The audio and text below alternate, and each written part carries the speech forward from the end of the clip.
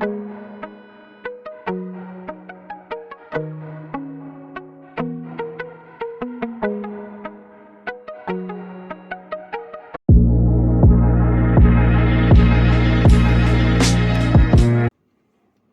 दोस्तों, एक बार फिर से स्वागत है आप सभी का आपके अपने चैनल टारगेटेड 1 पे। मैं हूं अमृता और आज इस टॉपिक पे हम बात करने वाले हैं वो है टीजीटी बायोलॉजी का बहुत ही ज़्यादा इंपॉर्टेंट टॉपिक फंजाई। और फंजाई के अंतर्गत आज जिस टॉपिक पे हम बात करने वाले हैं वो है फंजाई सैक्रोमाइसिस, जिसे आप ईस्ट या फिर बेकर्स एजेंट के नाम से जानते हैं। तो दोस्तों आज हम बात करने वाले हैं पार्ट 3 वीडियो यानी कि सेक्सुअल रिप्रोडक्शन इन सैक्रोमाइसिस। इसके पहले पार्ट 1 में हमने वेजिटेटिव स्ट्रक्चर ऑफ सैक्रोमाइसिस के बारे में बात की थी और पार्ट 2 में हमने बात करी थी वेजिटेटिव और एसेक्सुअल रिप्रोडक्शन इन सैक्रोमाइसिस या फिर ईस्ट के बारे में। तो दोस्तों चलिए बढ़ते हैं वीडियो में आगे की तरफ, लेकिन आगे बढ़ने से पहले एक जनरल इन्फॉर्मेशन आप सभी दोस्तों के लिए कि अगर आप भी हमारे साथ मिल करके according to syllabus TGT biology की प्रिपरेशन करना चाहते हैं तो ज़रूर जुड़े हमारे टेलीग्राम चैनल के साथ में टारगेट टीजीटी पीजीटी बायोलॉजी। और अगर आप डेली वीडियोस लेना चाहते हैं अकॉर्डिंग टू सिलेबस तो ज़रूर सब्सक्राइब करें हमारे यूट्यूब चैनल टारगेटेड 1 को। तो दोस्तों ये तो थी जनरल इन्फॉर्मेशन आप सभी दोस्तों के लिए। चलिए बढ़ते हैं वीडियो में आगे की तरफ। तो दोस्तों इसके पहले हम बात कर चुके हैं वीडियो में अपनी कि रिप्रोडक्शन जो होता है सैक्रोमाइसिस में वो 3 टाइप्स का देखा जाता है। पहला है वेजिटेटिव, दूसरा है एसेक्सुअल और तीसरा जो है वो है सेक्सुअल रिप्रोडक्शन। ठीक है, वेजिटेटिव में हमने ऑलरेडी बात की थी कि what is the basic difference between vegetative, asexual और सेक्सुअल रिप्रोडक्शन। ठीक है, इसके अलावा आपको इसके बारे में अगर ब्रॉड में जानकारी चाहिए तो इसके बाद ये जो टॉपिक है हमारा सैक्रोमाइसिस खत्म होने के बाद हम एक वीडियो लेकर आएंगे जिसमें आपको पता चलेगा कि what is the basic difference between vegetative, asexual और सेक्सुअल रिप्रोडक्शन। ठीक है, तो चलिए दोस्तों आज का टॉपिक पढ़ते हैं क्योंकि आज हम चर्चा करने वाले हैं सेक्सुअल रिप्रोडक्शन इन सैक्रोमाइसिस। तो चलिए बढ़े आगे। तो दोस्तों जो सेक्सुअल रिप्रोडक्शन है सैक्रोमाइसिस या फिर ईस्ट के अंदर ये तब देखा जाता है जब अनफेवरेबल कंडीशन पाई जाती है सैक्रोमाइसिस स्पीशीज के अराउंड। ठीक है, यानी कि जब न्यूट्रिशन की कमी होती है या फिर प्रॉपर अमाउंट ऑफ मॉइस्चर नहीं पाया जाता, in that situation sexual reproduction होती है। अच्छा, तो देखते हैं प्रोसेस होता कैसे है। तो इस प्रोसेस में दोस्तों एस्कोस्पोर्स क्या होती हैं? 2 वेजिटेटिव सेल्स। ठीक है, 2 वेजिटेटिव सेल्स जिन्हें आप एस्कस भी कह सकते हैं। तो ये जो एस्कोस्पोर्स होती है ये गैमीटेंजिया या गैमीट्स की तरह बिहेव करती हैं। ठीक है, और इनमें से जो एक सेल होती है या एक जो एस्कस होता है वो पॉजिटिव चार्ज होता है और दूसरा जो होता है नेगेटिव, ऐसा अज्यूम किया जाता है। ठीक है, चार्ज नहीं होता, सॉरी, इसे बस नेगेटिव और पॉजिटिव से डिनोट किया जाता है। ठीक है, तो एक इसमें पॉजिटिव होता है और दूसरा नेगेटिव। नेक्स्ट जो प्रोसेस होता है गाइस उसमें क्या होता है कि 2 सेल्स जो होती हैं वो काफ़ी क्लोजर आ जाती हैं एक दूसरे के। ठीक है, और उनके बीच में एक let me show you in figure कि 2 सेल्स जो होती हैं वो काफ़ी क्लोज आ जाती हैं इस टाइप की। ठीक है, और इनके पास जो होता है एक आउट ग्रोथ टाइप की जो स्ट्रक्चर है वो इस टाइप से आपको विजिबल होगा। ठीक है, इस टाइप। नेक्स्ट स्टेप में क्या होता है गाइस कि ये जो गैमीटेंजिया हैं वो काफ़ी क्लोज आ जाते हैं एक दूसरे की तरफ। ठीक है, पॉजिटिव और नेगेटिव, जो अभी हमने कहा कि ये जो 2 ऑपोजिट गैमीटेंजिया हैं, एक को पॉजिटिव और एक को नेगेटिव माना जाता है। ठीक है, अब क्या होता है कि दोनों जो एस्कोस्पोर्स होते हैं उनके किनारे एक आउट ग्रोथ आ जाती है कुछ इस टाइप की। ठीक है, और ये दोनों एक दूसरे के काफ़ी क्लोजर आ जाते हैं। तो इसके बाद क्या होता है कि इनकी जो इंटरवीनिंग वॉल होती है यानी कि जो इनकी आउटर मोस्ट वॉल होती है वो डिसॉल्व कर जाती है। ठीक है, इसके बाद क्या होता है कि जो गैमीटेंजिया हैं दोनों वो फ्यूज़ कर देते हैं एक दूसरे के साथ में, यानी अटैच हो जाते हैं। और ये जो अटैचमेंट होती है गाइस, यानी कि यहाँ से इसका अटैचमेंट, यहाँ से इन दोनों का जो अटैचमेंट एरिया होता है, यानी कि इसे कॉन्जुगेशन ट्यूब के नाम से जाना जाता है। क्यों जाना जाता है? क्योंकि यहाँ पे 2 ऑपोजिट जो गैमीटेंजिया है वो एक दूसरे के साथ कॉन्जुगेट करते हैं, that is why it is called conjugation tube. ठीक है, इन दोनों की फ्यूज होने के बाद जाइगोट की फॉर्मेशन होती है। और हमने पहले भी कहा है कि जो जाइगोट होता है वो हमेशा डिप्लॉयड होता है। ठीक है, दोस्तों एक चीज़ है कि एक्सेप्शन हर जगह है, क्योंकि साइंस है तो एक्सेप्शन हर जगह आपको देखने को मिलेगी, लेकिन बेसिकली जो जाइगोट होता है that is always 2n type यानी कि डिप्लॉयड। ठीक है, तो यहाँ पे इतना ज़्यादा आपको डिटेल में जाने की ज़रूरत नहीं है, लेकिन अगर for the sake of knowledge आपको पता होना चाहिए कि जाइगोट न्यूक्लियस बनता कैसे है, सॉरी जो जाइगोट है डिप्लॉयड वो बनता कैसे है, न्यूक्लियस नहीं जाइगोट, ठीक है, वो डिप्लॉयड होता कैसे है। तो ऐसा होता है दोस्तों कि यहाँ पर जो ऑपोजिट न्यूक्लियस यहाँ पे होंगे, ठीक है, पॉजिटिव और नेगेटिव स्ट्रेन के, ये दोनों एक दूसरे के साथ में मिक्स कर जाते हैं by the process of amphimixis, यानी कि न्यूक्लियस का एक दूसरे के साथ में फ्यूज़न हो जाता है, ठीक है। अब क्या होता है कि दोनों फ्यूज़ कर जाते हैं, तो ये जो एन टाइप होता है, ये जो एन टाइप है क्रोमोसोम, ठीक है, ये एक दूसरे के साथ दोनों न्यूक्लियस एन टाइप मिक्स कर देते हैं, और इसके बाद इन दोनों के मिलने के बाद जो जाइगोट है that is always 2n type, ठीक है। तो जनरल सी बातें थी जो आपको पता होना, जो पता भी होंगी, लेकिन अगर आपको पता है तो आप स्किप कर सकते हैं, ये उन लोग के लिए था जिनके मन में थोड़ा सा डाउट रहता है, ठीक है। तो दोस्तों यहाँ यानी कि सैक्रोमाइसिस के केसेस में 3 टाइप्स के जो लाइफ साइकिल है वो देखी जाती है। पहली जो है वो है हैप्लॉन्टिक टाइप, दूसरी है डिप्लॉन्टिक टाइप, और तीसरी है हैप्लोडिप्लॉन्टिक टाइप। दोस्तों ये क्या होती है और कैसे प्रोसीड करती हैं, इन सभी के बारे में हम अभी चर्चा करेंगे। तो चलिए सबसे पहले हम बात करते हैं हैप्लॉन्टिक टाइप के बारे में। हैप्लॉन्टिक टाइप की लाइफ साइकिल, जैसे कि नाम ही सजेस्ट करता है कि ऐसी लाइफ साइकिल जिसमें हैप्लोफेज जो है वो डोमिनेंट केस में हो, यानी कि डोमिनेंट मीन्स व्हाट, हैप्लोफेज जो हो वो ज़्यादा इलाबोरेट हो, जबकि जो डिप्लोफेज है वो वेरी शॉर्ट हो, ठीक है। तो ये जो इस टाइप की जो लाइफ साइकिल होती है this is called haplophase life cycle, ठीक है, हैप्लॉन्टिक टाइप लाइफ साइकिल। तो दोस्तों ये जो प्रोसेस है ये रिपीट कुछ इसी प्रकार से करता है।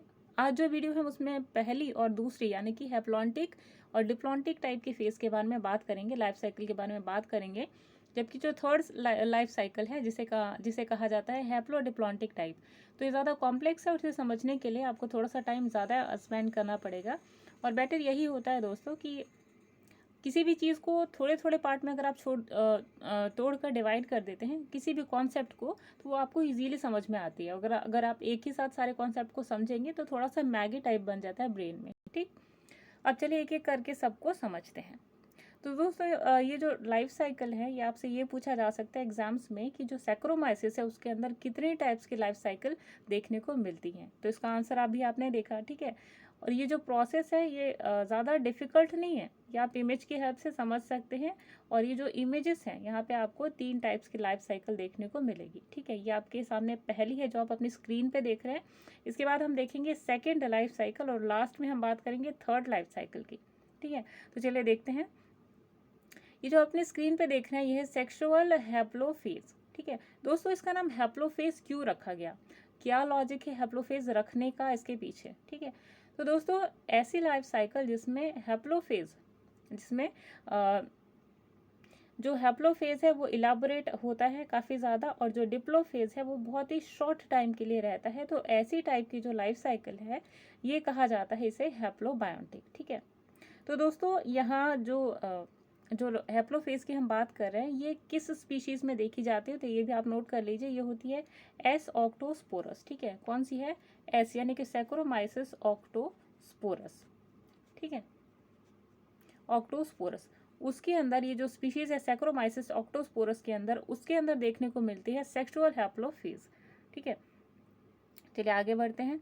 तो दोस्तों ये जो प्रोसेस है हैप्लोफेज, ये जो साइकिल आप देख रहे हैं अपनी स्क्रीन पे, यहाँ पे जो होता है डोमिनेंट जो फेज होता है दैट इज हैप्लोफेज, ठीक है। और अगर डिप्लोफेज की बात करिए तो काफ़ी शॉर्ट होता है, और ये तभी होता है जब जाइगोट की फॉर्मेशन होती है तब तक ही, ठीक है। उसके बाद ये क्या होता है, फिर से जो न्यूक्लियसेस हैं एस्कोस्पोर्स के वो वापस न्यूक्लियाई जो होते हैं इनके वो हैप्लॉइड हो जाते हैं, इसलिए इसे क्या कहा जाता है, हैप्लोफेज। चलिए हैप्लोफेज की लाइफ साइकिल को थोड़ा सा स्टडी करते हैं। तो अभी तो आपने देखा जो वो था हैप्लोफेज, लेकिन चलिए एक बार और रिवाइज कर लेते हैं कि 2 ऑपोजिट स्ट्रेन के जो होते हैं सोमैटिक सेल्स वो फ्यूज़ करते हैं, पहले साइटोप्लाज्म फ्यूज़ करता है, फिर न्यूक्लियस फ्यूज़ करते हैं, और ये जो बीच का दोनों का कॉम्बिनेशन है that is called conjugation tube, ठीक है। यहाँ जो न्यूक्लियस बनता है वो होता है 2n टाइप यानी कि डिप्लॉयड, और वापस यही से जो डिप्लॉयड न्यूक्लियस है इसके अंदर मियोटिक डिवीजन होती है, और ये जो 2n टाइप न्यूक्लियस जो आपने देखा यहीं तक, सिर्फ इतना जो आप फेज देख रहे हैं ना, सॉरी, ये जो इतना आप देख रहे हैं फेज दोस्तों, यही जो है आपका ये क्या है, डिप्लॉइड फेज, ठीक है। इसके बाद से आप जो देखेंगे यहाँ और ये पूरा, या ये जो आप देखेंगे ये पूरा हैप्लॉइड होगा। तो यहाँ पे आप बेसिकली क्या देख रहे हैं कि 60% जो एरिया है, ठीक है, 60% एरिया यहाँ पे आप देखेंगे, 70% एरिया जो होता है वो हैप्लोफेज होता है, और डिप्लॉइड फेज है यहाँ पे वो बहुत ही कम देखने को मिलता है, इसीलिए इसे कहा जाता है हैप्लोफेज, ठीक है। I hope this is clear to you. अब जो नेक्स्ट लाइफ साइकिल है जो है डिप्लोफेज, उसके बारे में थोड़ा सा देखते हैं, ठीक है। तो दोस्तों यहाँ क्या होता है कि जो डिप्लोपार्टिक टाइप की जो लाइफ साइकिल है वो किस में देखने को मिलती है, पहले ये जान लीजिए, ठीक है। तो यहाँ आपको एस मीन्स सैक्रोमाइसिस की जो स्पीशीज है लुडविगी, ठीक है, या कुछ लोग लुडविगी भी कहते हैं, तो लुडविगी या लुडविगी जो भी कह सकते हैं आप, ठीक है।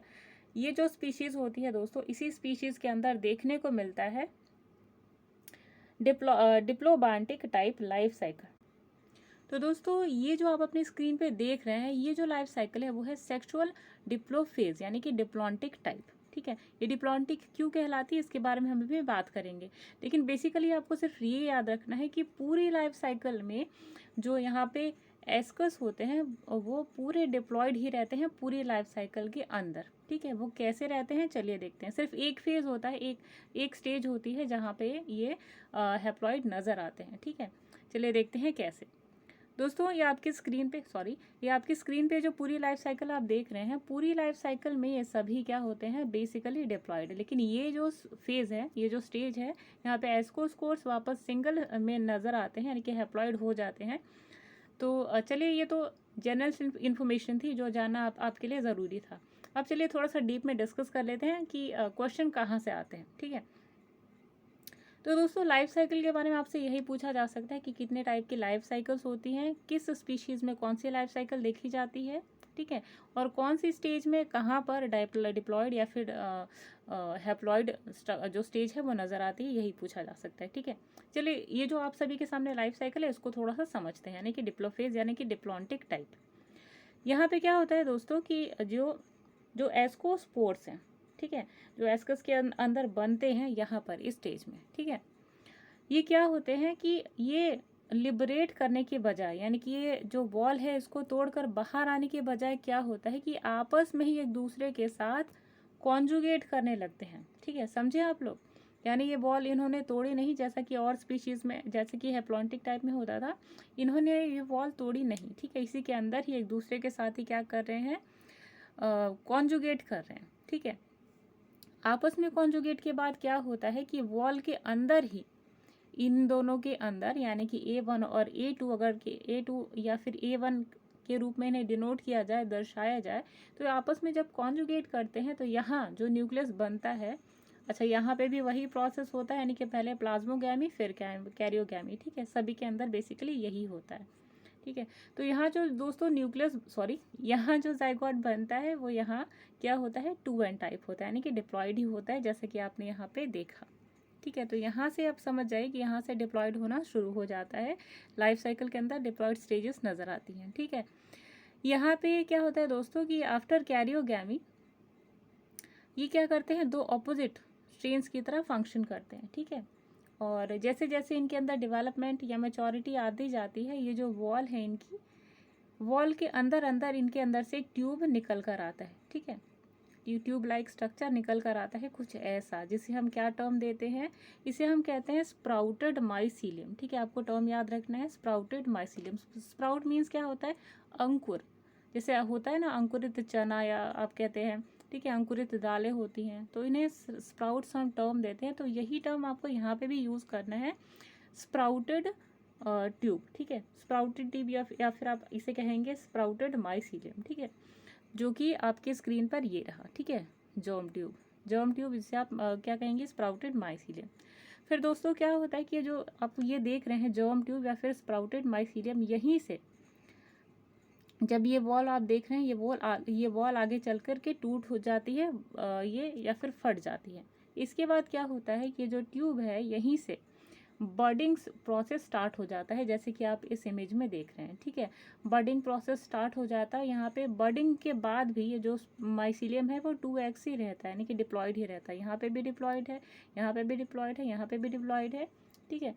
तो बर्डिंग प्रोसेस के बाद यहाँ जो छोटे छोटे आप देख रहे हैं, ठीक है, एस्कोस या एस्कोस्पोर्स कहेंगे, तो ये जो एस्कोस्पोर्स भी हैं गाइस, ये भी कितने हैं, 2n टाइप ही हैं, ठीक है। तो बडिंग के बाद यहाँ कई सारे बनते हैं ईस्ट, ठीक है, और यही आगे चल कर के और ज़्यादा मैच्योर हो जाते हैं और फिर एक मैच्योर्ड सैक्रोमाइसिस लुडविगी की तरह एक्ट करते हैं, ठीक है।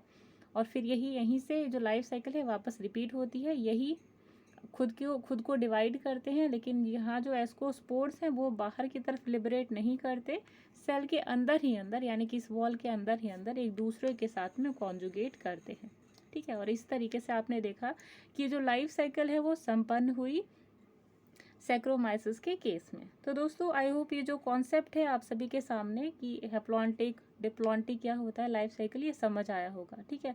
फिर भी कोई डाउट होता है या कोई ऐसी चीज़ है जो आपको इनअप्रोप्रिएट लगती है तो आप कमेंट बॉक्स में शालीनतापूर्वक लिख सकते हैं, ठीक है। तो दोस्तों आई होप ये जो कॉन्सेप्ट था हमने वीडियो के माध्यम से आप सभी को समझाया, आप सभी को समझ आया होगा। दोस्तों अगर समझ में आता है तो प्लीज़ एक लाइक बटन ज़रूर प्रेस कीजिएगा, क्योंकि काफ़ी ज़्यादा मेहनत लगती है आप सभी के सामने इन कॉन्सेप्ट को लेकर आने में। और दोस्तों जो थर्ड टाइप की लाइफ साइकिल है वो थोड़ी कॉम्प्लेक्स है, यानी कि अभी तक आपने अगर डिप्लो फेज़ नहीं समझा है तो वीडियो को अगर आप दोबारा से देखेंगे ना तो आई होप आपको क्लियरली समझ आ जाएगा, ठीक है। और अगर फिर भी कोई डाउट रहता है तो हम आपको दोबारा इसमें अगर आप देखते हैं या फिर आपको पीडीएफ के माध्यम से जब हम टेलीग्राम पे आप सभी को देंगे तो आप उसे समझेंगे तो आपको क्लियरली समझ में आ जाएगा, ठीक है। और जो थर्ड टाइप की लाइफ साइकिल है गाइस, जिसके बारे में हम नेक्स्ट वीडियो में बात करेंगे क्योंकि वो काफ़ी ज़्यादा कॉम्प्लेक्स है, ठीक है। तो थर्ड टाइप की जो लाइफ साइकिल है उसे हम कहेंगे हैप्लो डिप्लो बायोटिक, ठीक है, जहाँ पर आपको हैप्लोफेज और डिप्लोफेज दोनों ही नज़र आती है इक्वल अमाउंट में। और वो जो लाइफ साइकिल है वो काफ़ी ज़्यादा कॉम्प्लेक्स है, जिसे हम थर्ड वीडियो में डिस्कस करेंगे, ठीक है। तो दोस्तों यहीं पे ख़त्म होती हमारी वीडियो। आई होप आपने यहाँ से बहुत सारे कॉन्सेप्ट सीखे और आपके लिए यूज़फुल भी होंगे आपके एग्ज़ाम्स के पर्पसेस से। तब तक के लिए अमृता को दीजिए इजाज़त, बाय बाय।